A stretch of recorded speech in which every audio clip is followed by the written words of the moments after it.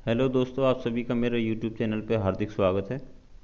दोस्तों, जैसा कि आप सबको मालूम है कि भारत में कई राज्यों में एसआईआर का काम स्टार्ट हो चुका है।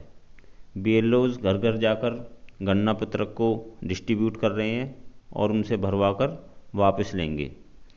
तो डिस्ट्रीब्यूशन का काम तो ज़्यादातर बीएलओ की समझ में आ चुका है, लेकिन गन्ना पत्रक किस तरह भरा जाना, क्या क्या एंट्री उसमें लेनी है, उसको लेकर अभी बहुत सारे हमारे जो बीएलओ साथी हैं उनमें कन्फ्यूजन पैदा है।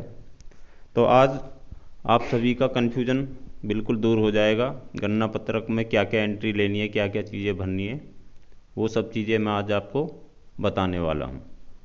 देखिए, इस तरह का गन्ना पत्रक आपको बीएलओज के द्वारा घर घर जाकर दिया जा रहा है।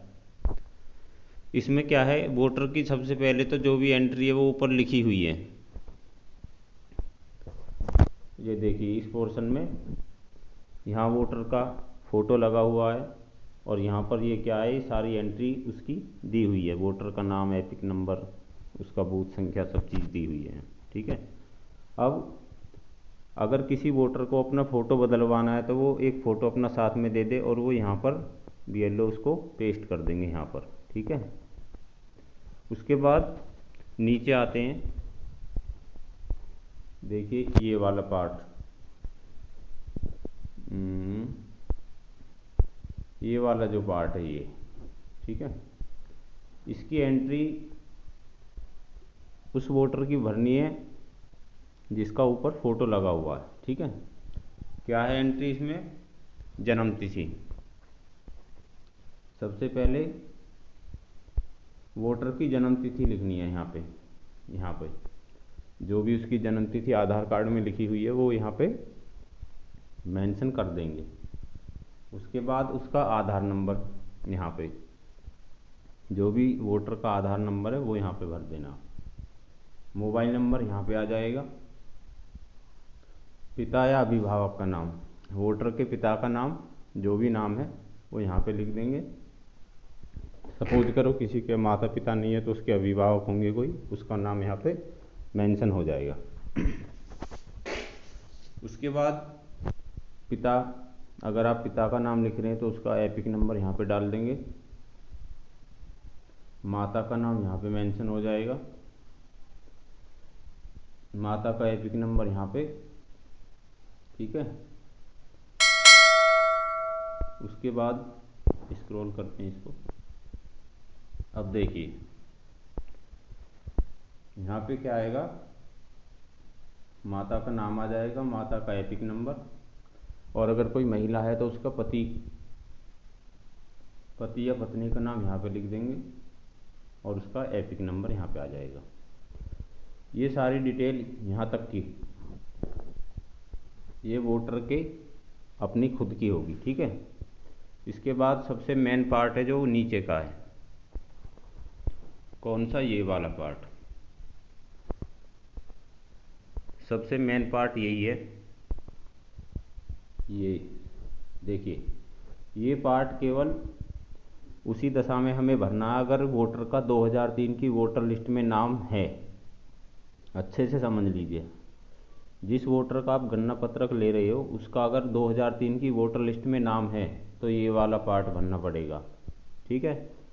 सपोज करो उसका 2003 की वोटर लिस्ट में नाम नहीं है तो उस स्थिति में हमको ये वाला पार्ट नहीं भरना।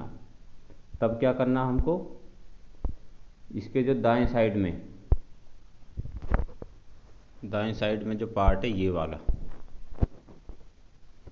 ये पार्ट हमको तब भरना होगा जब उसका 2003 की वोटर लिस्ट में नाम अगर नहीं है तो। अगर उसका नाम है 2003 की वोटर लिस्ट में तो इधर की साइड भरना है, और अगर नहीं है तो ये वाला पार्ट हमको भरना होगा केवल। ठीक है। इसकी एंट्री कैसे कैसे क्या क्या भरना बताता हूँ आपको। देखिए, अगर उसका 2003 में वोटर लिस्ट में नाम है तो क्या डिटेल भरी जाएगी, निर्वाचक का नाम, उसका नाम यहाँ पे डाल देंगे।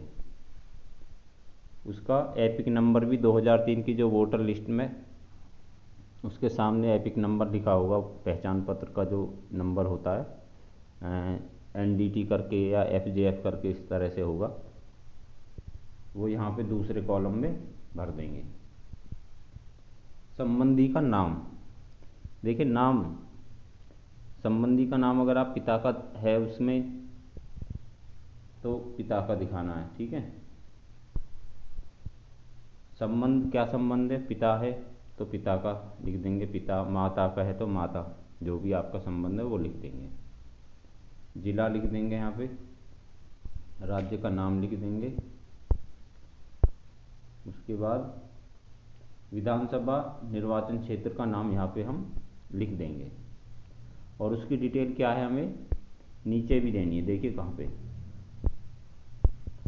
ये जो पार्ट नीचे दिया हुआ है, ये इतना पार्ट, इसमें उसकी निर्वाचन क्षेत्र लिख देंगे। यहाँ पे एक भाग संख्या होती है, एक ही गांव में या 2 3 4 कुछ भी हो सकती हैं, वहाँ यहाँ पे वो मेंशन कर देंगे भाग संख्या, और उस भाग संख्या में कितने क्रमांक पर वोटर का नाम दर्ज है वो यहाँ पे लिख देंगे।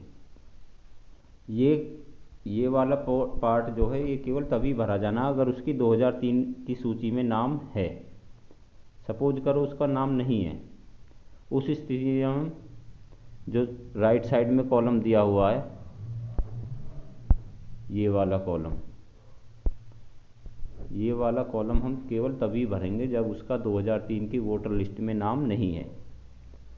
अगर उसका नाम नहीं है तो उसके संबंधी यानी कि उसकी मम्मी का, उसका पापा का नाम जरूर होगा उसमें। उस स्थिति में हमको ये वाला पार्ट भरना होगा। इसमें भी क्या करना है, देखिए नाम लिखना है उसमें, किसका नाम, संबंधी का नाम, जो भी उसके मम्मी का नाम या पापा का नाम वो लिख देना। उसका एपिक नंबर यहाँ पे डाल देंगे।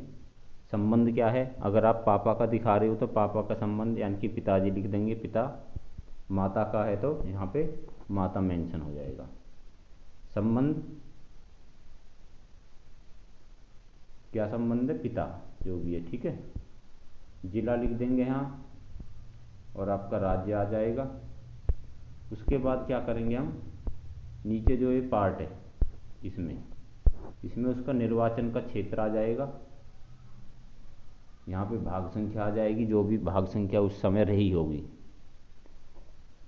जरूरी नहीं है जो आज की टाइम में भाग संख्या वही हो, नहीं, उस समय कुछ और भाग संख्या रही होगी, वो यहाँ पे लिख देंगे इस वाले पार्ट में। और उस भाग संख्या में जिस क्रम पे उसका नाम है, उसके मम्मी का या पापा का, वो यहाँ पे हम मेंशन कर देंगे। इसके बाद क्या करना है हमको, देखिए नीचे यहाँ पे